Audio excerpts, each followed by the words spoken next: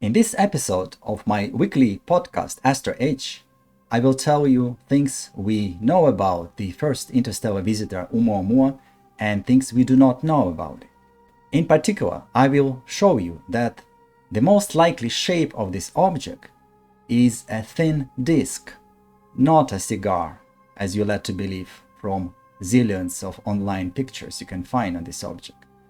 And these results are based on my own research published a few years ago. I will also talk about the conventional picture of what Oumuamua is, but also I will mention exotic ideas about its nature. In particular, the solar sail idea and exotic matter idea. Are you ready? Engage!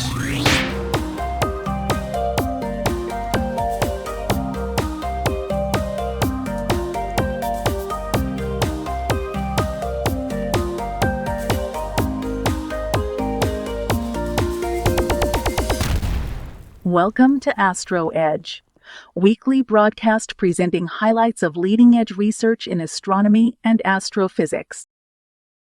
Today we'll be talking about Oumuamua, the very first interstellar visitor. We'll talk about things which we know about it and things which we do not know about it. Do we actually know if it came from outer space? It's actually a very well established fact. Astronomers took pictures of this object in the sky, and they quickly determined that it's moving through the solar system along so-called hyperbolic orbit. As you can see, this orbit is very different from orbits of normal objects which belong to the solar system, such as planets. Planetary orbits are elliptical or circular. The hyperbolic orbit is the proof that this object came from the outer space, from the space between stars. Another thing which was different, not just the trajectory, not the path, but the speed of this object. Objects which come from the outer space have higher speed than the objects which orbit the sun along elliptical orbits, like planets. Oumuamua's speed was so high that sun could not keep it.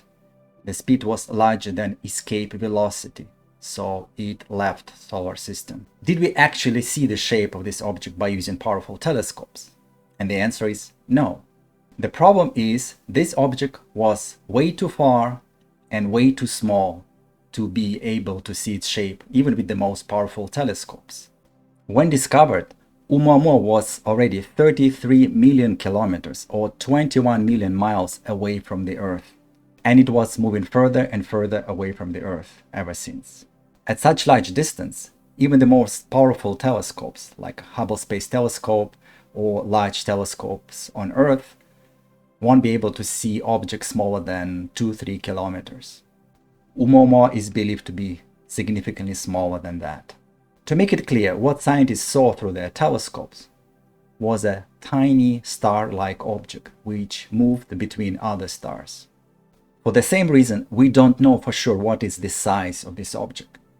You can place some high and low limits. As I mentioned, if this object was larger than a few kilometer size or a few mile size, we would see the shape of the object through our telescopes. We didn't, so it must be smaller than that. On the other hand, this object shines by reflecting solar light, so it cannot be too small, otherwise it would be too dim.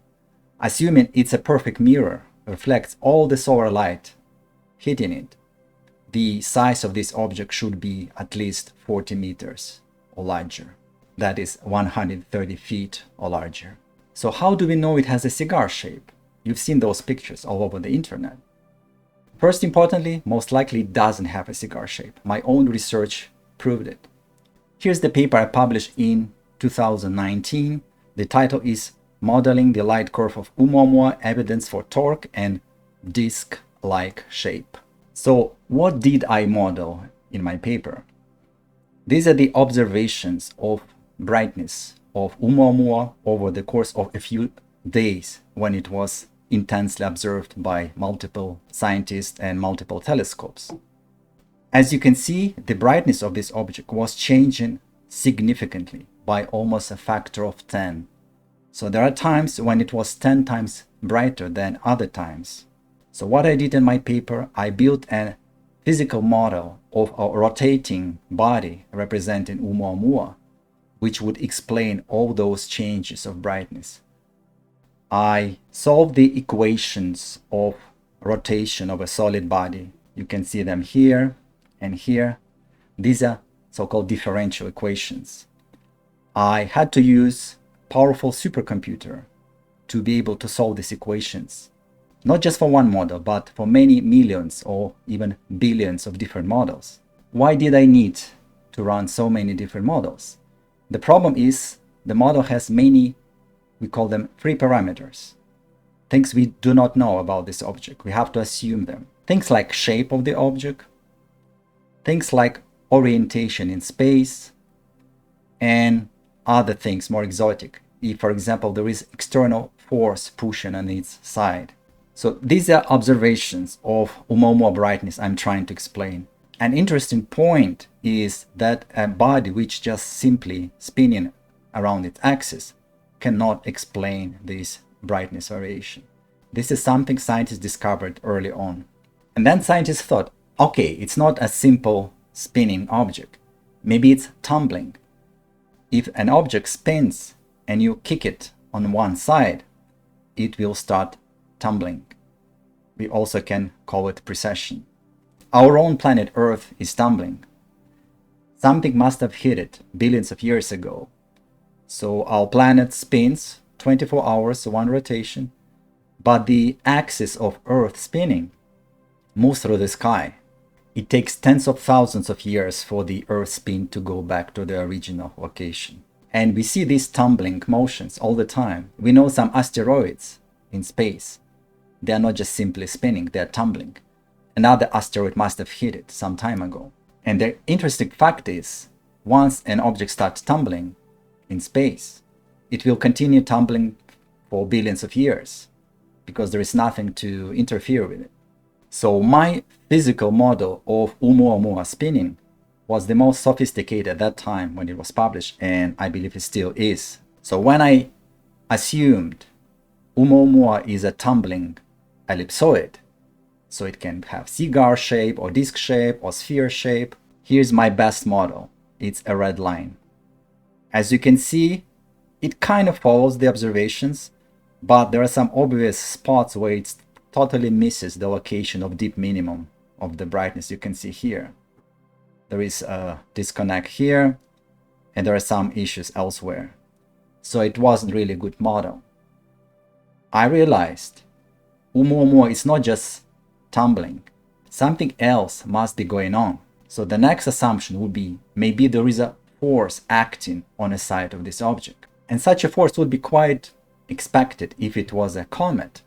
Comets evaporate gas and dust, and if this gas and dust shoots from one side of a spinning object, this spin, the rotation of this object, will start changing due to reactive force. When I finally used the most advanced model, which has tumbling, spinning, and also the torque, the external force which acts upon the one side of this object, as you can see, my model became a really good description of the changes of the brightness of Oumuamua.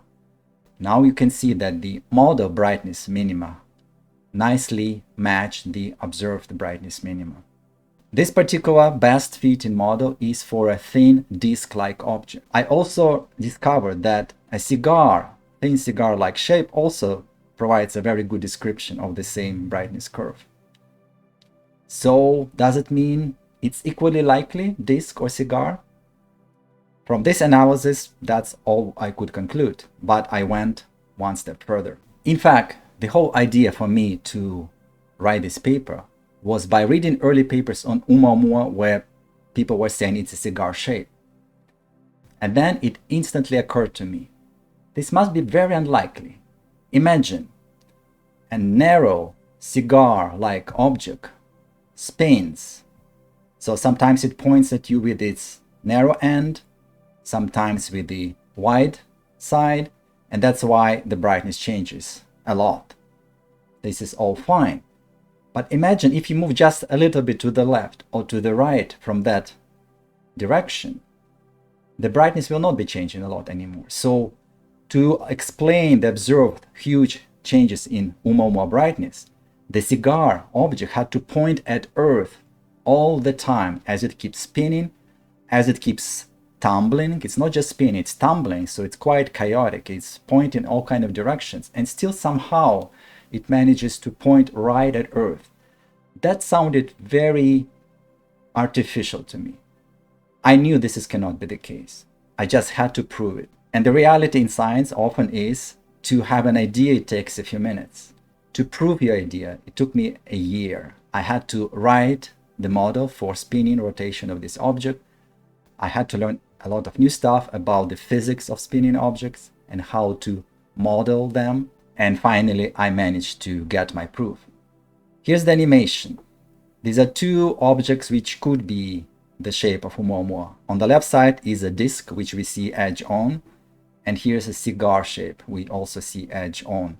If you just let them spin, as you can see from these brightness curves, they change in the same way.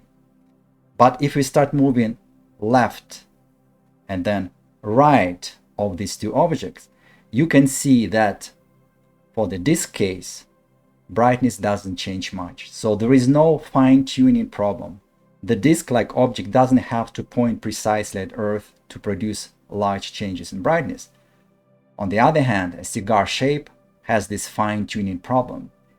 It has to keep pointing at Earth, which is very unlikely. And then I calculated the chance, given that the original orientation of Oumuamua spin was random, how likely is that it just happens to point right at Earth multiple times to explain the huge brightness variation? I calculated the chance of that is not zero, but it's very small. It's only 16%. And then I did the same analysis for a disc shape, and I calculated for the disc shape, the chance is almost 100%. It's 91%. So I cannot rule out a cigar shape for Oumuamua, but I calculated it is very unlikely. Disc is at 91%, cigar is at 16%, so most likely shape of this object is a thin slab or a disc. There is also another explanation for the extreme brightness changes of Oumuamua. Instead of having extreme shape like a cigar or disc, imagine it's just a ball, but one half of the ball is much darker, 10 times darker than the other half. That ball, when it's rotating, also it has to be tumbling and experiencing some torque from external force, can explain reasonably well the changes of brightness of Oumuamua. There are objections though to this picture. In particular, scientists determined that Oumuamua has the same color, slightly reddish color, on both bright side and a dark side. That would be very unlikely to expect. Something which is 10 times darker has more or less the same color tint. Also, we've never seen anything even remotely close to such extreme brightness changes across the surface of asteroids or planets. Moving on to the next question. The biggest surprise was that we didn't expect any interstellar visitors, right? Wrong. In fact, scientists have been expecting to discover interstellar objects for some time now. We have pretty convincing models of how planets form around other stars. And we also know in our own solar system, when planets formed 4.5 billion years ago, there was lots of leftover material, dirty snowballs, which were first spread out between planets, but then because planets interacted with them gravitationally, they kicked them out in a far remote areas in the solar system, or even kick them out completely of the solar system. This is how so-called Oort cloud in the solar system was formed. We know there is a huge cloud of dirty snowballs, comets, circling around the sun, very far away from the sun, almost in the space between stars. Because they're so far away, the gravity of sun is very weak, so any star passing relatively close to sun would perturb this cloud and would kick many of these objects away from the solar system, make them interstellar objects. That's how we knew there should be zillions of comets, of dirty snowballs traveling between stars. And scientists kept looking for such objects. So the fact that we did discover Oumuamua wasn't a surprise at all. In fact, it was long overdue. So what was the biggest surprise then about Oumuamua? And the surprise was this object completely defied our expectations. As I explained, we expected something like a comet, a dirty snowball, a few kilometers or miles in size. And the second interstellar visitor, which followed soon after Oumuamua, Borisov comet, proved to be just that. It was a dirty snowball. It was a comet. But for the very first interstellar visitor, for Oumuamua, instead we got a bunch of weird things. It had very weird shape, either cigar or disc. Just to remind you, we did not see the shape through the telescope. But the modeling, for example, my own research result, clearly demonstrated it has to have very strange shape, like a disc in my case. Another strange thing, it was small, much smaller than we thought we were gonna discover the very first interstellar visitor. The size we estimate, we don't know exactly what's the size, but it's around 100 meters or 300 feet. And perhaps the most weird thing about it, in some sense it behaved like a comet. When we measured the path it took through the solar system, we discovered that something beyond gravity from sun and planets pushed it away from its path. Some non-gravitational force was acting upon it. That's normal for comets. And the reason it happens to comets, they evaporate gas, and the gas evaporates from the side facing sun. A comet becomes a rocket. We create reactive force, and comet is being pushed away from the sun by non-gravitational forces. So with Oumuamua, we saw the signs of these forces in action, but we did not see any signs of a cometary tail or coma, which would be the case if it was a comet. Since I published my paper about Oumuamua shape in 2019, there were many other papers published about this object. And even though we do not have fully accepted conventional explanation of the nature of this object, there is one which seems to be somewhat plausible. Oumuamua is a chunk of ice, but with some weird properties, not like comets in the solar system. And one proposition was that a Pluto-like exoplanet was destroyed around other star, broke into small fragments, and Oumuamua is just one of those fragments. Pluto has a lot of nitrogen gas in its crust, near its surface. Potentially you can explain Oumuamua's strange properties if you assume if it's a chunk of nitrogen ice. Nitrogen is a gas which we can't really see with our telescopes. So if Oumuamua is indeed made out of nitrogen ice, then perhaps we can explain all its weird features. But there were papers saying this is not possible for many good reasons. So we still don't know for sure if a conventional explanation is a good one. And given the problem of the conventional explanation, because there were quite a few unconventional or even exotic attempts to explain Oumuamua. One possibility is that this object is a thin membrane. How a thin membrane would explain Oumuamua properties? If it's indeed a thin membrane, for example, abandoned solar sail, or a Dyson sphere fragment, such an object would experience pressure from the solar radiation when it passes close to our sun. And that perhaps can explain these non-gravitational forces which acted upon this object, which pushed it away from its normal path around the sun. Somewhat similar explanation is interstellar dust bunny. It's an extremely low density, very fluffy object. And the way it's similar to a solar sail explanation is that such a fluffy object could also experience solar radiation pressure. And perhaps we can explain these non-gravitational forces. I actually gave a totally different explanation in my paper. It was a side note. It wasn't the main result of my research. I suggested, what if Oumuamua is a chunk of exotic matter? Exotic matter means kind of matter we never observe in the lab or out there in space. It's possible that such matter exists, and it's possible that the gravity law would be slightly different for exotic matter compared to regular matter. I estimated if the gravity constant is only 1/10% different from that of a normal matter, then it completely explains this non-gravitational force, which in this case wouldn't be a real force. It would be a manifestation of a force, but in fact it's the manifestation of law of gravity being slightly different. It's quite far-stretched assumption, but just for the completeness I wanted to mention. So at the end, let me show the main results from my research paper. The model of Oumuamua, which I find to be the most likely, is a thin disc-like shape. But it's not just spinning, it's also tumbling. And moreover, it is experiencing some non-gravitational force. And this is the visualization of my disk model. If you enjoyed this video, please support my channel by subscribing to my channel. Also, please give me a thumbs up and leave a comment down below. See you next time.